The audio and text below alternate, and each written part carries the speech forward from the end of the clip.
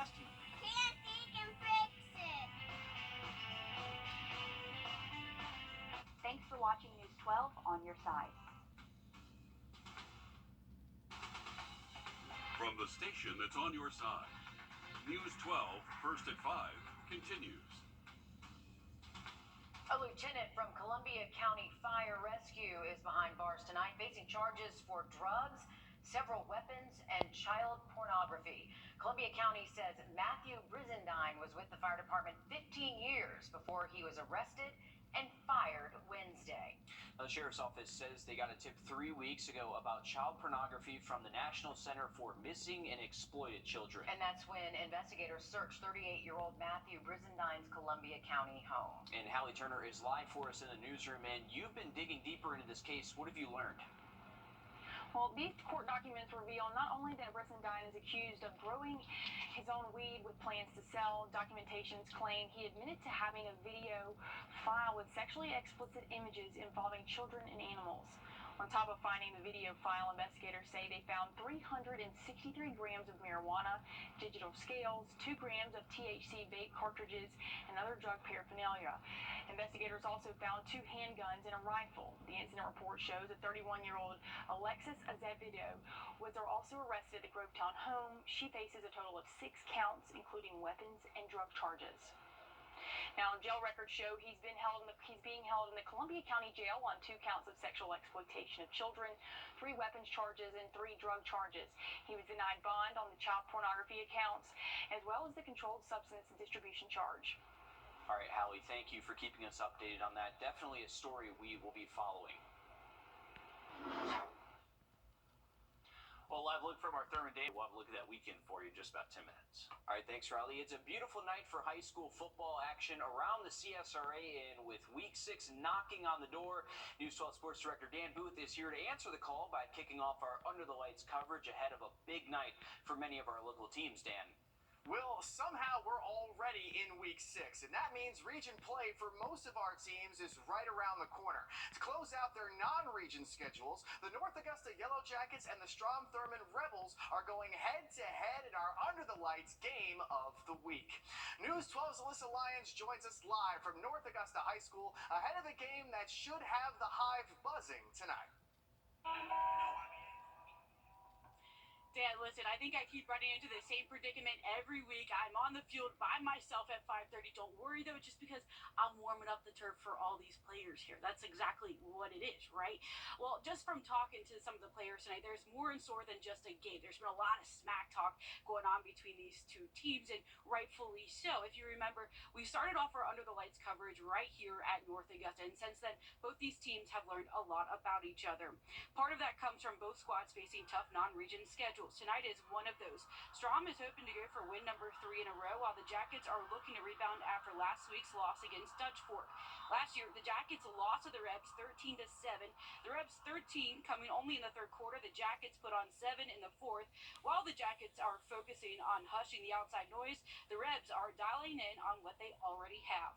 We got to keep our team quiet. Can't have any personal fouls and other non-disciplinary issues. So just keep us. If we do that straight, we can be really good on the field. You can't focus on just this week. You can't start looking ahead. You got to go get better today. And if you can stack those good days on good days on good days, you got a chance to be special in the end. Now, if you've been following these two teams as closely as we have, you know that they're both impressive in their own right. This game is going to be won depending on defense and how Corey Tillman's offense will be able to manage the Rebs' defense.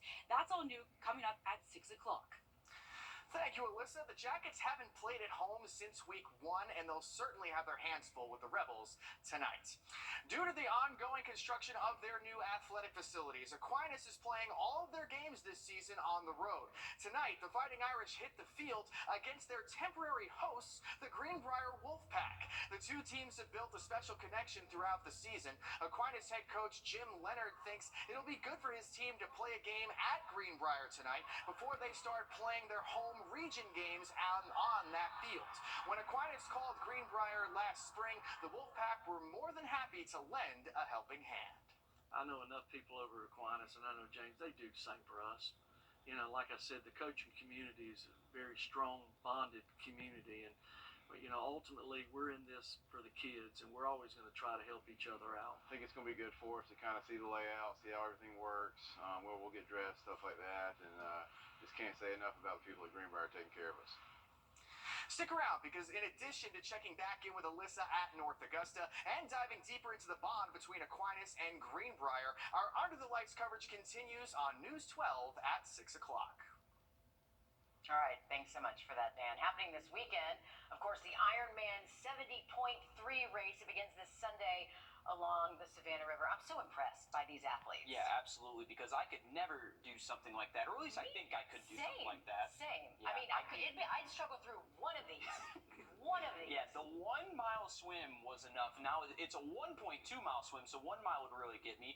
It's followed by a 56 mile bike race and then a 13.1 mile race. Right. If that's not enough, let's just go ahead and add a half marathon. Yeah, just add something else in there. And with this swim in the Savannah River, it's important to make sure it's safe for the thousands who will compete. This morning there was a water test to check the water quality for things like E. coli. Now experts tell us so far the water condition is close to perfect. Now depending on the temperature of the water, athletes may have to wear swimsuits. That will be determined early Sunday morning for us. Yeah, those wetsuits can really help if it gets cold. Now, as you can see, setup is already underway in downtown Augusta, where the bike and foot race will happen. Changes to traffic will begin at 4 a.m. Sunday. They go through 6 o'clock that night. We have a full list of road closures on our website and WRDW app. Happening now in Augusta, Food Truck Friday is in full swing. It's being hosted by Mayor Garnett Johnson. It started at 5 o'clock and it'll go through 9 this evening at Garnett Johnson's headquarters on Windsor Spring Road in Hebsville. Still plenty of time to get out there. Beautiful weather for us. This September, South Carolina's Department of Social Services wants to remind you, don't risk it when it comes to consuming alcohol during a pregnancy. Experts say the mother does not have to be an alcoholic to cause fetal alcohol disorder. Even 1 or 2 drinks can affect a fetus's development. And similar to how autism is a spectrum, so are fetal alcohol disorders. There are different traits and symptoms that can develop, including hyperactivity, lack of concentration, abnormal physical features, delayed growth, and hearing and vision problems. Well, take a look at this. The Georgia Department of Natural Resources says it's finding non-native fish in our waterways. This is a flathead catfish that is not supposed to be in these waters. This one was found in the Ogeechee River, but they've also been found in a lot of other rivers, including the Savannah River. Now, these fish can pose a significant risk to the ecosystem by eating the native species. So if you catch any fish that aren't native to the area that you're in, do not release them and contact Georgia DNR. Ooh, that's an ugly fish. Should state officials have the power to remove prosecutors and district attorneys from office? Just ahead, what Georgia lawmakers are considering. Riley, I do a lot of fishing. I think I can say that. I've seen a lot of ugly fish. That's one. Yeah, flathead catfish, that's definitely not in the prettier fish category by any means, but good eating if you do catch one. Hey, we got beautiful weather this weekend. If maybe you're doing some fishing, we'll take a look at those temperatures for you coming up just after the break. Time and Temp, brought to you. Well, fall is officially... You Nashville hot is goodness in the making. Well, fall is officially in the air. The equinox arrives tomorrow, marking the season in the northern hemisphere. That means tomorrow there will be an equal amount of day and night. Yep. So, Riley, does this mean we're through with the upper 90s for the rest of the year? Or could we get, one more stretch of that Indian summer that we like to get every now and then? You know just as well as I do, Mayor, there's definitely been some years where we've had 100-degree temperatures all the way into the month of October. So we're keeping our fingers crossed that we can hang on to this nice weather. Yeah, Tuesday, but rain chances looking a little bit better by Wednesday and Thursday next week. All right, thank you, Riley. A challenge to a new Georgia law turned into quite the battle in court. The main issue, can a commission police district attorneys in Georgia? And State House reporter Abby Kasoris was in the courtroom for that. The Prosecuting Attorneys Qualification Commission could start hearing cases as soon as next month. The commission is an 8-person panel selected by state leaders that has the power to remove district attorneys and prosecutors from office. I believe that SB 92 is an assault on democracy. DeKalb County District Attorney Sherry Boston is one of 4 district attorneys from across the state opposing the bill.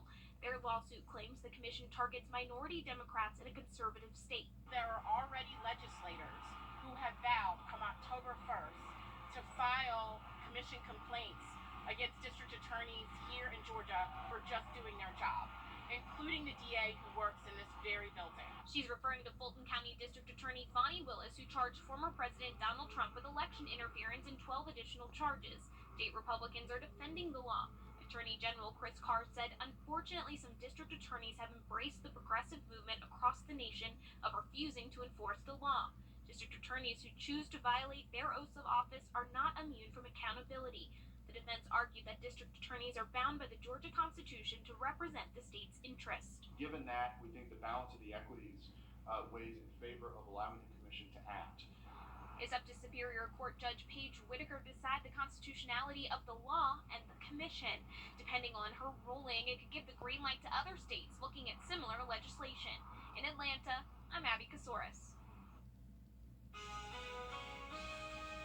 If you have one of these Amazon Echo devices in your home, you know they can be helpful, but they're about to become more human-like. I'm Jamie Tucker. Coming up, how Alexa is changing.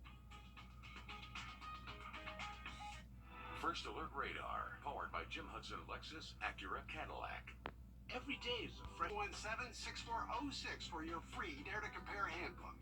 Hey, it's Anna Christina inviting you to celebrate Jimmy's Home Furnishings anniversary sale. We're offering 36 months of interest-free financing. Any furniture purchased off the showroom floor can be taken with you or delivered within 24 to 48 hours. As always, we have free delivery for our active duty and retired military. 2 miles off exit 190 on the corner of Horizon South Parkway. From our family to yours, thank you for your support over the last 6 years. We look forward to many more. Jimmy's Home Furnishings, where it feels like home. This is our home. This is our home. And at Georgia Power, we believe every Georgian deserves a clean energy future. A future that includes around-the-clock nuclear energy, producing zero emissions. And thanks to the dedication of thousands of team members, we've recently completed the newest nuclear unit at Plant Vogtle. A unit that will serve our customers with reliable energy for generations to come. Learn more at georgiapower.com/Vogtle. That's georgiapower.com/VOGTLE. Would you settle for All night. Do you have an Amazon Alexa, you're welcome for spelling it, in your home? If you certainly do, you're not alone. According to Amazon, more than 500 million devices have been sold since they were released 9 years ago. I'll try to do my best not to say it. No, because it sets them off. We've had viewers tell us if you say it, it sets them off. All right. Well, these devices, these smart devices, are about to get even smarter in your homes. Our consumer tech reporter Jamie Tucker shows us about this device and how it's becoming more human.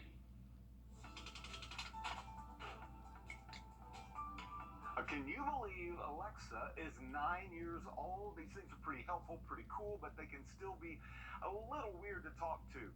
Alexa, what is the forecast?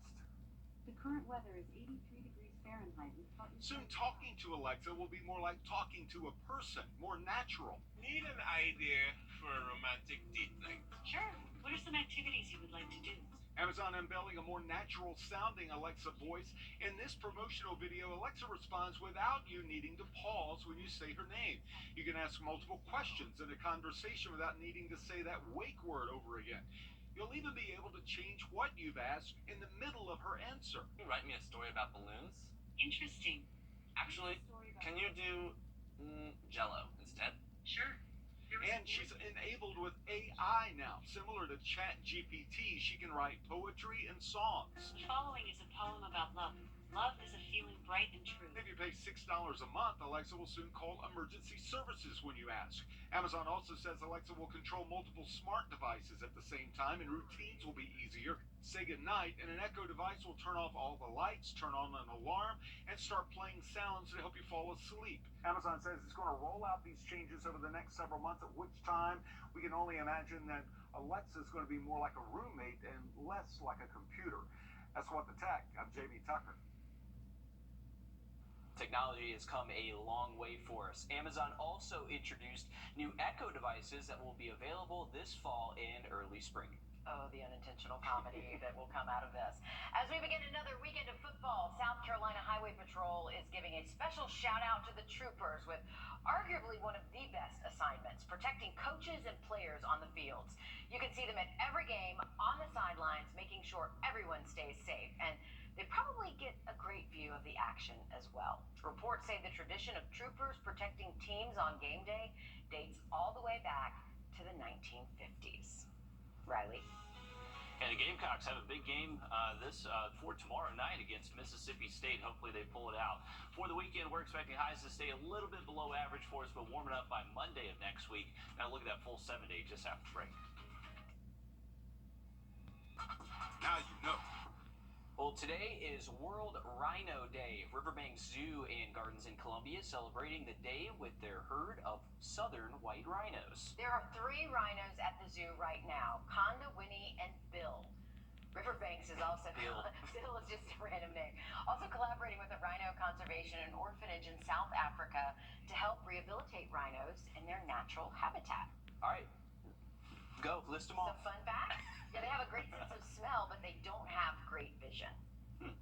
And a group of rhinos, they're called a crash. I did not know that. No way. So you knew that they had a great sense of smell and bad vision? I knew they couldn't see very well, actually. I didn't know that. You didn't know that. I didn't know that.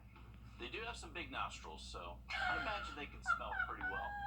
People forget about the rhinos. So is your sense of smell directly proportionate to the size of your nostrils? I have a great sense of smell. All right, I'm not even going to weigh in on this debate here.